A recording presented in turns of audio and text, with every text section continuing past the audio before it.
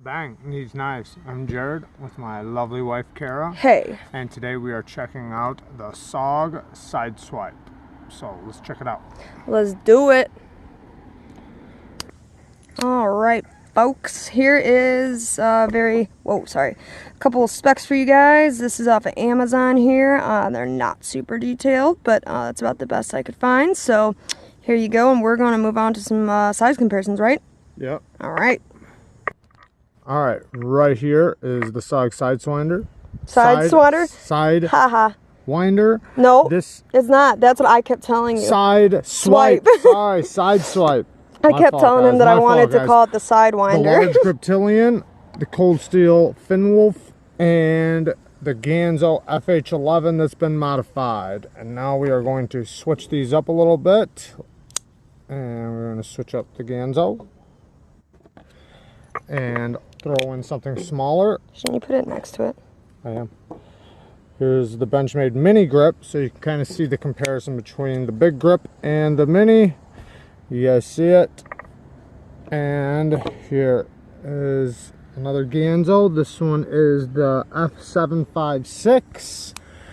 And let's do one more Ganzo. Some people know this one. This one is the F750. You see the F750 is a little bit larger than the Sideswipe, but this is a good size comparison though, the Griptilian and the big one. Yeah, it's just a little beefier. A little bit beefier. Alright guys, let's get to the review. Alright guys, the action on this thing is assisted. So, you see, it's got really good action on the deployment, and you can shut it one-handed. All you gotta do is, since it is a back lock, you have to push in the back. You can do it two-handed like that, or you can do it one-handed and hold it down, and then the second you throw a little thrust into it like that, you let go of the button and it'll stay just like that. So we'll do that again. You push down the button and then let it go after you lunge forward a little bit, and as long as you let go of the button, it'll stay in that position, and then you can shut it. This action also has a lock on it, so you can lock it open where you cannot unlock it, or you can lock it closed where it cannot deploy out of your pocket. The thumb studs do stick up higher than the scales, so you can easily get to them very easily. You can also middle finger it. Speaking of the action, can we just get a silent shot of the sound? I really enjoy the sound on this opening. One more. It kind of, we were jokingly accidentally calling it the Sidewinder, which is a snake, and it kind of reminds me of the sound of a snake for some reason. Like, it sounds... It also can be called the Tinder knife, if you guys get that comment in the bottom. And also, the Tinder knife. Help the little guys out and give us a like. That'll be awesome. This thing has jimping all around it. It's jimped out, y'all. Jimped up from the feet up. It has... You see the jimping all over, so it does give you really good purchase with your hand. It's actually pretty comfortable, even though it is jimped really bad. We're trying not to use this knife too heavily, but I did do minimal cutting with it. I never had a problem with it. So, I mean, I can't imagine if you were hard using this knife. I don't think it'd really be a problem. But the jimping on the back of the blade, you can use it, even though there's only three jimps. It's still pretty sharp, so you can use it. Back to the thumb studs. They do have texturing on them, so even if you slightly hit it, or if you don't aggressively hit it, you could it'll still catch your finger pretty decently. Is that a danger in your pocket with it being assisted? Well, no, because it has the lock if you want to use it. But I mean, I've never had it didn't... open up without the lock. I don't think it'd be a problem. So if you lock this while the knife is closed, does it prevent it from opening? Yes. As well as when it's open, it prevents it from being closed? Yeah. I just showed them all that. Well, I know you opened it when it was open. Yeah, no, Did even it when it was closed. open. Even closed. If you like right here, you see it opening. If you lock it, it can't open. I caught that sass. Don't think I didn't catch that sass just now. At all. But the clip though in the pocket. Speaking of the pocket, it does go extra deep carry. Look at that! Wow. Yeah, it disappears from the top of your pocket, so you can't see really too much. You can't really see the knife at all. But the one thing that does kind of suck, it's not too bad going in the pocket right here, but the thumb studs are so tall that it does catch your pocket going in. As soon as it goes in, they want to catch right there. And then also when you're taking it back out, if you normally take your knife out like this and pull it out, this you kind of pinch your pocket in between there.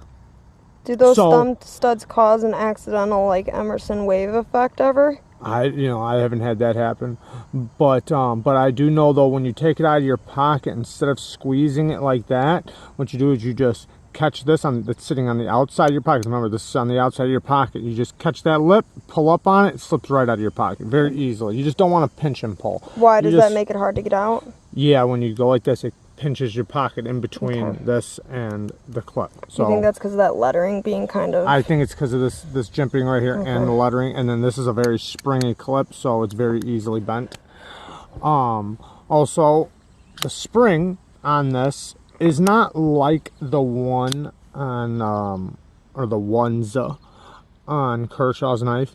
It's a back spring, and you see it creating tension right there. Watch it creating tension. The assist on this knife, I have not taken this apart, so I'm not 1000% on this, but I'm pretty sure it's a lot like the Kershaw's assist, because I do see, if you look right there, you can see the pin, which looks like a spring mechanism right here. Not exactly like the Kershaw ones. I'm sure it's not exactly like theirs, but it's something like that, where it just has a spring in there around the pivot, which hooks onto the blade. So when you start to deploy, it basically unwinds and opens up.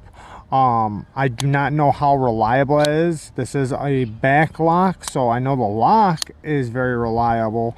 I'm not sure exactly. I thought it was a spring lock, like kind of like the CRKT's one, but yeah, it's decent though. I don't think you'll have any problems with it. I think it'll last pretty much forever. And if it did break, you still have a reliable knife that you could easily still deploy and close very easily. Now the blade, it does have the compound grind, where I mean, it also has a belly on it, as you can see.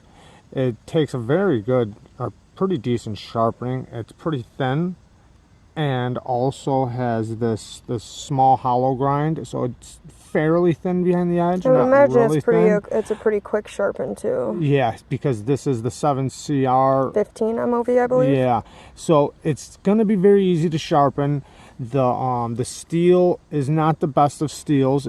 You're gonna need to sharpen it more often, a little less than, or you're gonna have to sharpen it a little bit more than the 8CR. But they're not charging for anything more than that anyway. So. Right. But it is a pretty decent knife.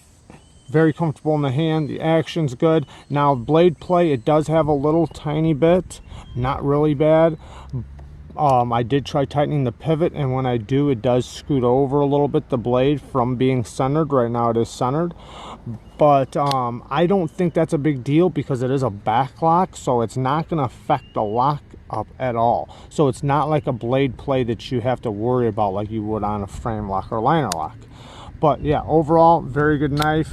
It works out really good, especially for the budget. Very good slicer. It works on really good on apples and stuff like that. So yeah, there you guys go. All right. SOG Sideswipe. Not the Sidewinder. Bye.